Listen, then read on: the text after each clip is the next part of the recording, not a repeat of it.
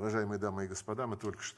and gentlemen, we have just held very substantial talks with my counterpart, Foreign Minister of the State of Kuwait, Minister Al-Yahya. We welcome the growing interest both by the governments and agencies and business circles of both countries towards the development of relations in all fields of our bilateral cooperation, and we focused on the material foundation of these relations, that the Intergovernmental Commission on Trade and Economic and Scientific Cooperation is in charge of. It hasn't held any sessions since long, and we agreed to expedite its next session. It is to take place in Moscow. We will try to arrange it before the end of this year. We discussed also that we need to encourage mutual interest of the business circles to work on practical context. A year ago, in Kuwait, a business mission was held that was organized by Moscow Expert Center with the participation of a number of companies from Moscow, and this February, similar event was held by the Tourism Committee of Moscow, and in Kuwait they presented tourist potential of the Russian capital.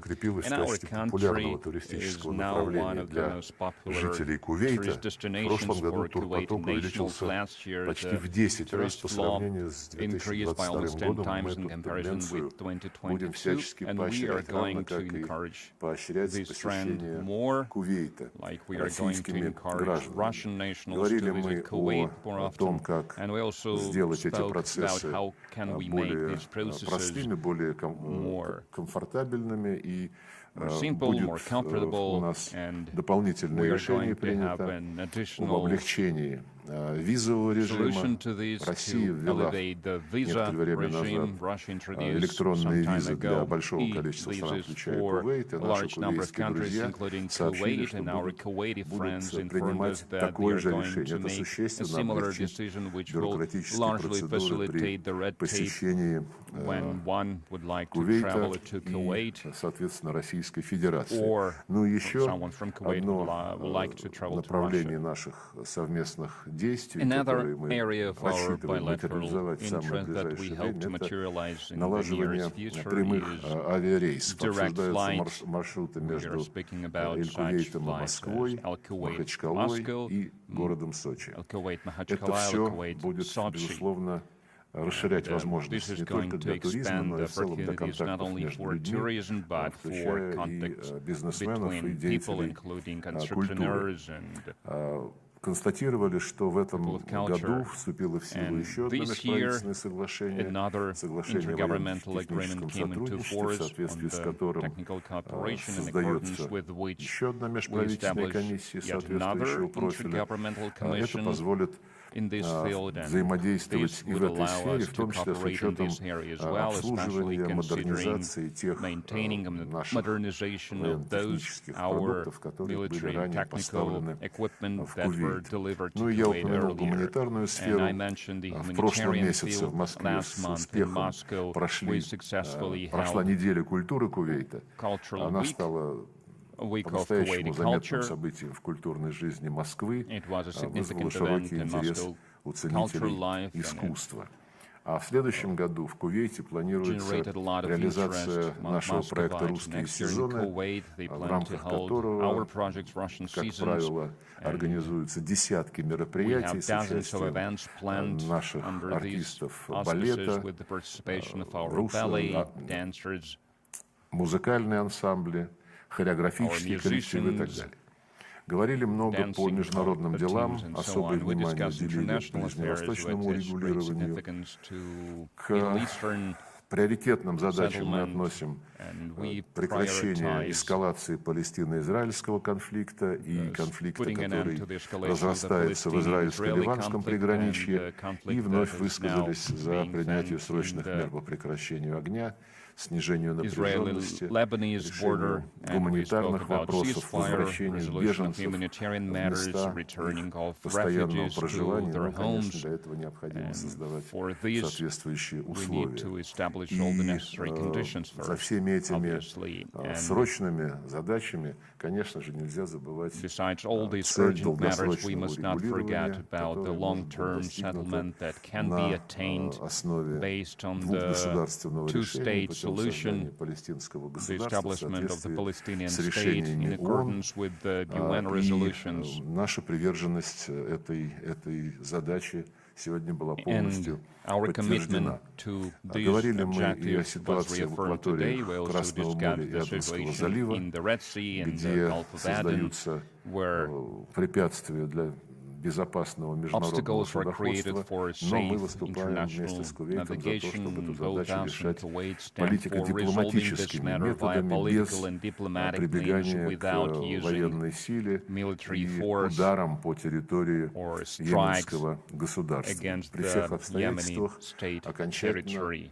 эту проблему можно урегулировать And исключительно this problem через can be диалог, ultimately национальный resolved диалог only с via участием the всех national йеменских dialogue with the сторон при participation of all the содействии ООН. Yemeni parties with Относительно the Сирийской Арабской facilitation of the UN. Республики As for мы the Syrian Arab активно Republic, поддержали we процесс actively supported нормализации the process отношений of между normalization of Сирией relations и Лигой between арабских Syria государств. and the League of Arab States. Сирия была возвращена Syria was brought back as a full-fledged member of this organization, and at this stage we support those sentiments that the Arab countries are now showing in regards of supporting the Syrian government in resolving the most acute social and economic issues that were caused, first of all, by illegal unilateral sanctions by the United States and their allies. We were told, our counterparts told us about the developments in the Gulf Countries Cooperation Council, about those contacts that were taking place among the Arab states and the Islamic Republic of Iran. We welcome such contacts because these are countries, all of them are coastal countries, Persian Gulf countries, and so partnership must be arranged, trust must be strengthened, and mutually beneficial projects must be developed. And we welcome these trends, and we are going to support them. And politically, we will be eager to participate in economic investment or logistic projects to this end. And another organization, and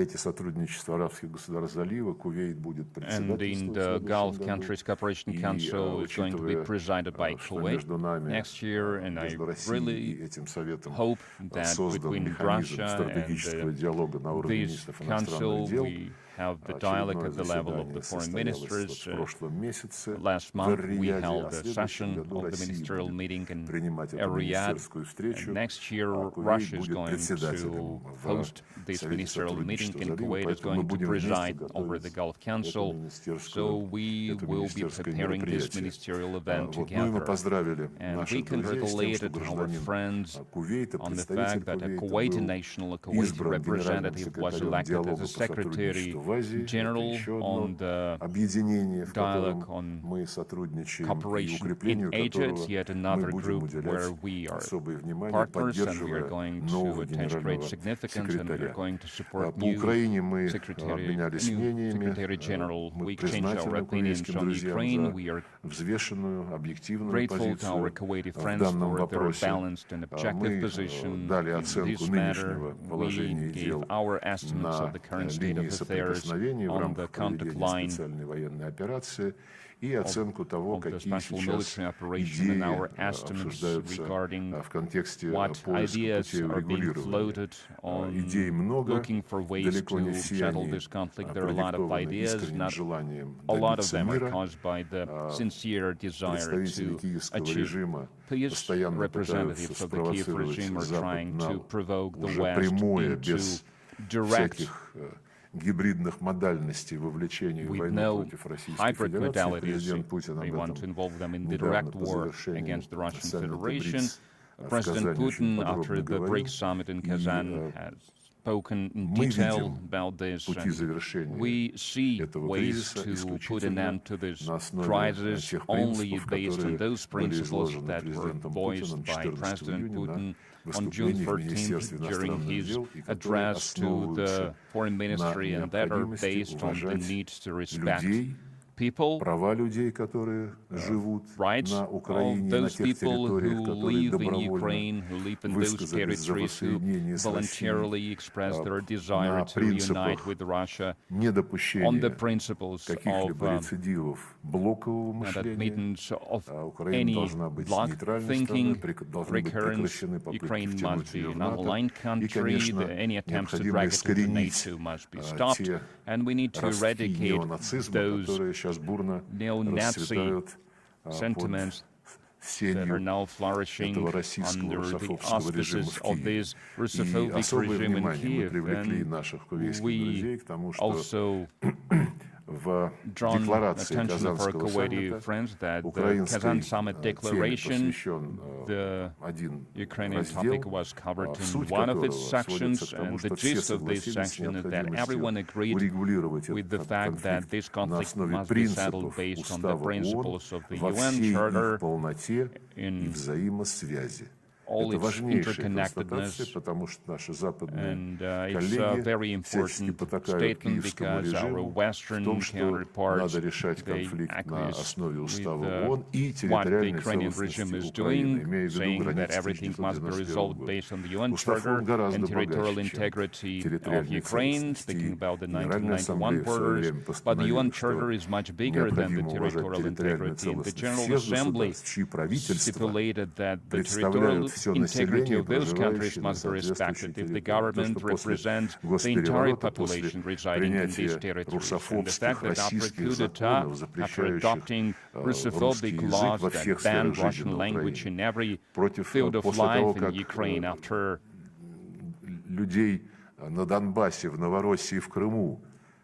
people in Donbass and Novorossiya, in Crimea, they did not accept the coup. They were called terrorists, and a war was waged against them using artillery, using aviation. Can one say that this regime represents people who live in the Donetsk and Lugansk People's Republic, or in Crimea, in the Kherson region, in the Zaporozhye region? Of course not. And this statement that the UN Charter must be respected in full, it is important, among other things, because the very first chapter of the UN Charter said that the human rights must be respected no matter what their gender is, what their race is, what their language is, what their religion is, and the blatant violation of the language rights of the Ukrainian residents is obvious, and the West, that in every situation, whether there is a good reason for this or not, they are speaking about the human rights. Now they are being embarrassingly silent about their Kiev clients.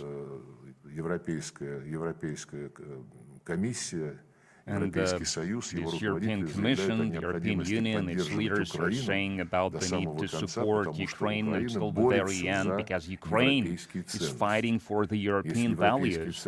If the European values are about propagating and acquiescing to Nazism, or destruction of language and religious rights, well, then they are just admitting to this. The Europeans are admitting to what they stand for today. And in conclusion, I would like to thank our Kuwaiti friends and my counterpart and my friend for a very useful exchange of opinions. I would like to give him the floor.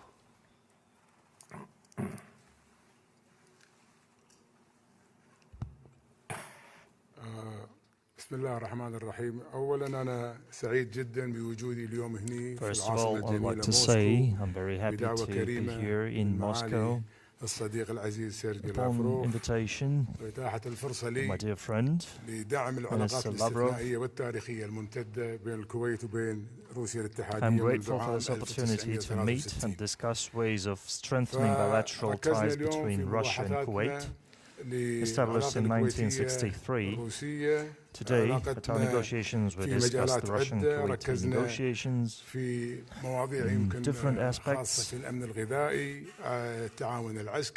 concentrating on matters of food security, military sphere, education, and culture. As Minister Lavrov also informed my dear friend Sergey Lavrov والتطور الإيجابي مع جمهورية إيران في لقاءاتنا الثنائية الخليجية. بيّنت له كل النقاط اللي قد تكون قريبة جدا محل النقاش من الجانب، وطلبنا دعم أخواننا في موسكو. القضايا الرئيسية بين الكويت وبين العراق هي 3 ملفات: ملفات الحدود، وملف إعادة الأسرى، والأرشيف الوطني، واستكمال بعثة الأمم المتحدة اليونامي اللي تنتهي أعمالها في نهاية عام 2025، وإيجاد بديل لهذه البعثة لاستكمال هذه الملفات العالقة إن كانت عالقة في ذاك التاريخ، ونتمنى انتهائها قبل نهاية أعمال بعثة يونامي. في هذا المقام استذكرنا جهود السفير الراحل يوري فورنسوف الذي كان يشغل منصب المنسق الدولي الرفيع المستوى لشؤون الأسرى والممتلكات، والشكر والامتنان لسعادة الصديق جينادي تاراسوف الذي شغل المنصب لدورهم البناء ولجهودهم الملموسة على مدار السنوات في هذا الملف الإنساني.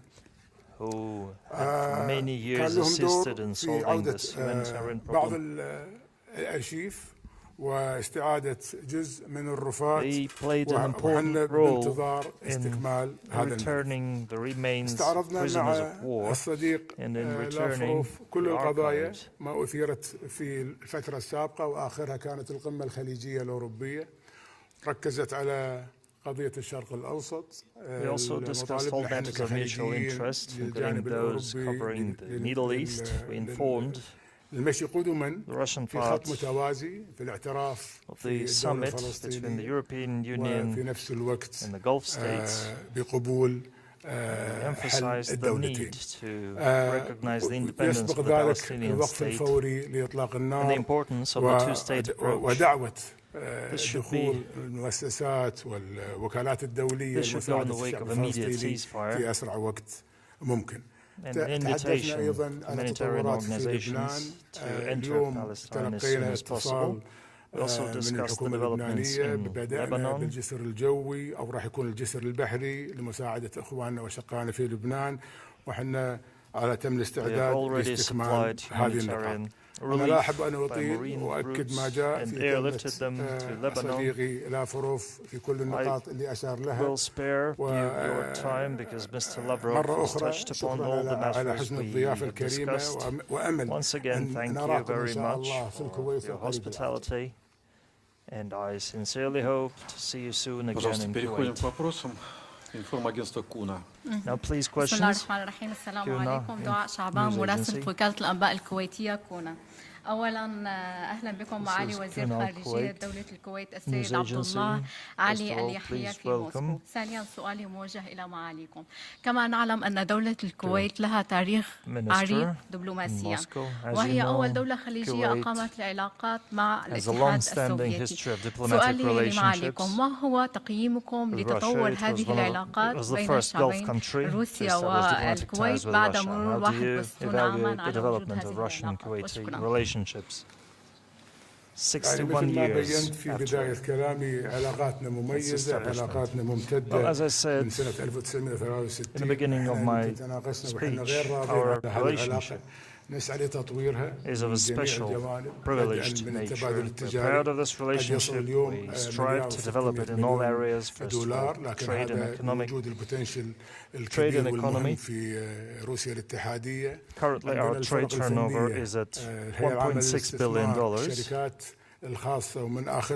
There is a lot to work on, and we intend to develop our relationships in investments,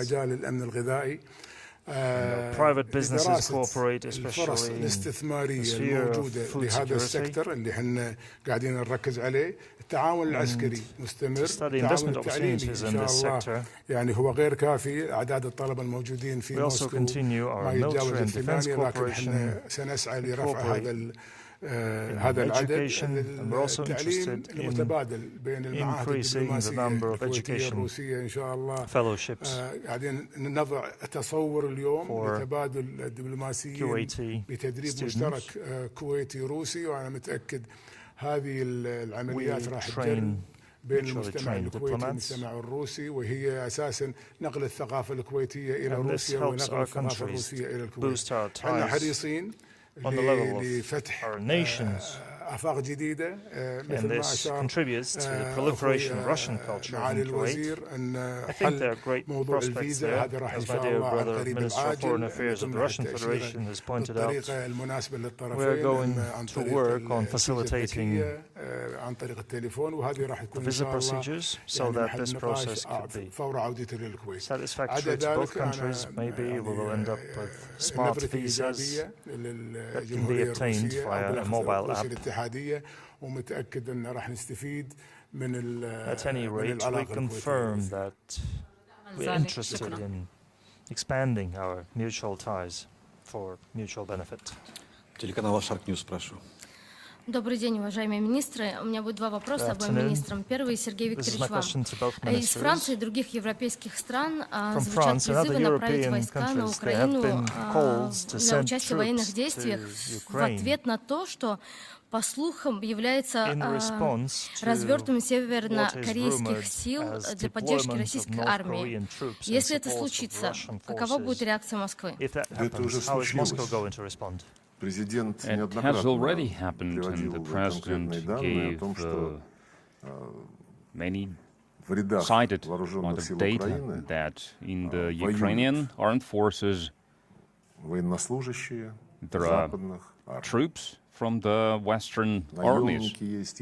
There are mercenaries, there are so-called volunteers, and there are instructors without whom one cannot use not just the Western long-range weapons,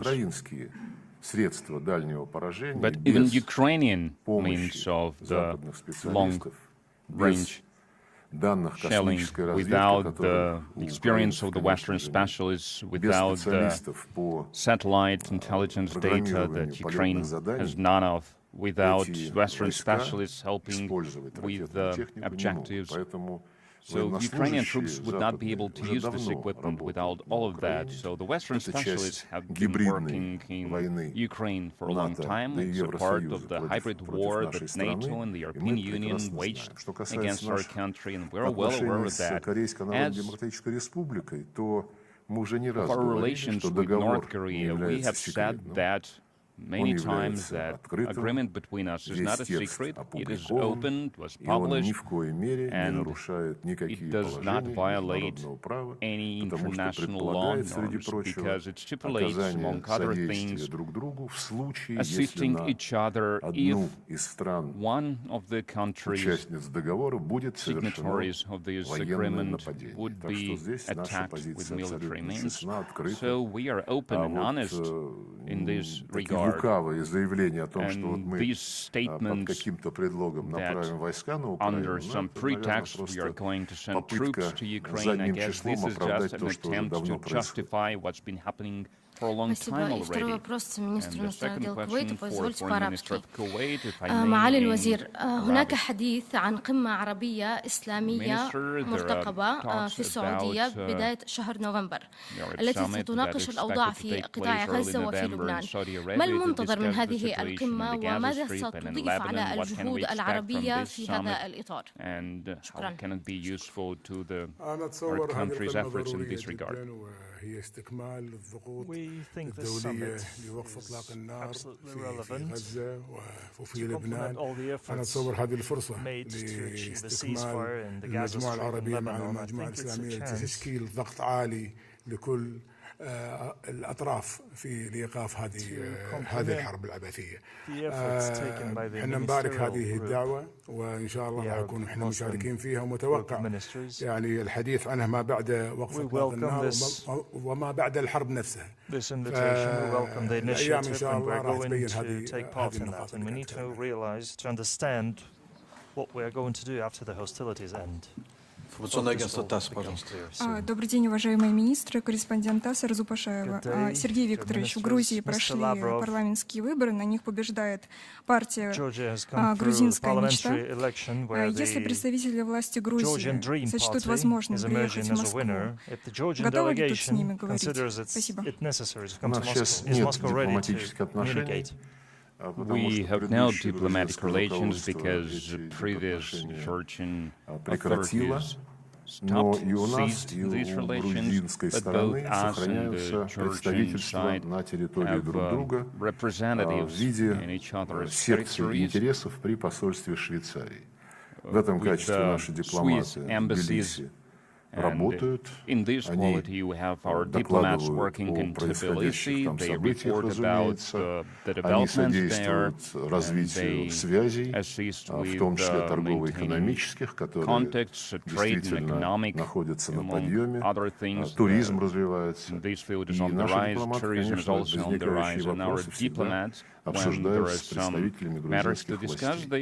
Если будут какие-то дополнительные предложения о контактах со стороны наших грузинских соседей, конечно же, мы их рассмотрим, мы никогда контактов не уходим.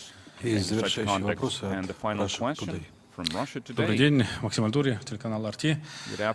Первый вопрос позвольте задать вам, Сергей Викторович, про Ближний Восток. Как Москва оценивает ситуацию на Ближнем Востоке после израильских атак и ударов по Ирану? Удалось ли региону избежать наихудшего сценария или, наоборот, эти удары станут новым витком эскалации конфликта? И второй вопрос. На данном этапе, конечно же, удалось избежать наихудшего сценария, удается, по крайней мере, потому что его вероятность еще сохраняется. Здесь, так же, как и в случае с украинской ситуацией, есть желающие разогреть костер до такой степени, чтобы и сюда вмешались прежде всего Соединенные Штаты, но я очень надеюсь, что предпринимаемые в последнее время контакты не позволят этому случиться. По крайней мере, мы делаем все возможное, чтобы содействовать прекращению эскалации и как-то эту ситуацию разрядить. Безусловно, удары Израиля по Ирану, которые преподносятся как ответ, и что, дескать, вот теперь ответ состоялся, мы вроде квиты, и больше ничего делать не надо, это ситуация непростая, они ситуацию не упростили, но мы надеемся на то, что Совет Безопасности сможет каким-то образом помочь успокоить обстановку по предложению Алжира, Китая и России. Сегодня вечером в Нью-Йорке Совет должен рассмотреть обращение Ирана по поводу случившегося.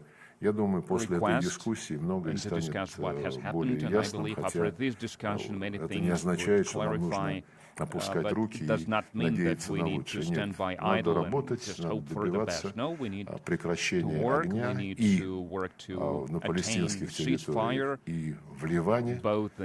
Надо договариваться о том, как стабилизировать обстановку в долгосрочной перспективе, и, конечно, решать гуманитарные проблемы. Они там обостряются, беженцев, новые волны появились, и их тоже нужно возвращать на родные места. Ну и, безусловно, как я уже говорил в своем вступительном слове, задача создания палестинского государства в полном соответствии с решениями ООН, она становится все более и более актуальной. И второй вопрос господину Al-Yahya. معالي الوزير، بعد مشاوراتكم في روسيا اليوم حول أزمات المنطقة، ما هي الأولويات التي تضعونها لوقف شلال الدم، وما هي الأسس الكبرى لديكم للتوصل إلى حل شامل لقضية الصراع العربي الإسرائيلي في المنطقة؟ أنا يعني من بدأت الحرب أو بدأت الأحداث بعد 7 أكتوبر وبدأت الحرب على غزة، ووصل اليوم أكثر من 42,000، أكثر من 150,000 جريح، غير الأرقام اللي هي في تزايد في موضوع التهجير عن مواقعهم.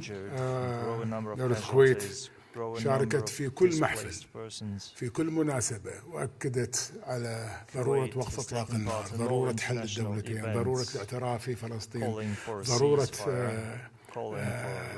حق المصير للشعب الفلسطيني. الشعب الفلسطيني عانى يعني إذا قلنا رسميا من أكثر من 70 سنة من هذا الغم. أنا غير مؤيد ما حصل في 7 أكتوبر، لكن متوقع في ظل وجود ضغط عالي على هذا الشعب، عاش وتربى وكبر وأصبح له جيل ثالث وهو تحت الاحتلال. فنتمنى يعني الجلوس على طاولة واحدة، نتمنى حل هذه المشاكل إلى الأبد، نتمنى الاعتراف في فلسطين، واعتراف فيها أولا من جميع الدول، وحل الدولتين. أنا أتصور هذا الحل الوحيد اللي قد يوقف حمام الدم. ضرورة وقف إطلاق النار فوري، هذا من المؤكد. نحن قاعدين نتواصل ويا أصدقائنا وأشقائنا للضغط على هذا المجال، لكن إن شاء الله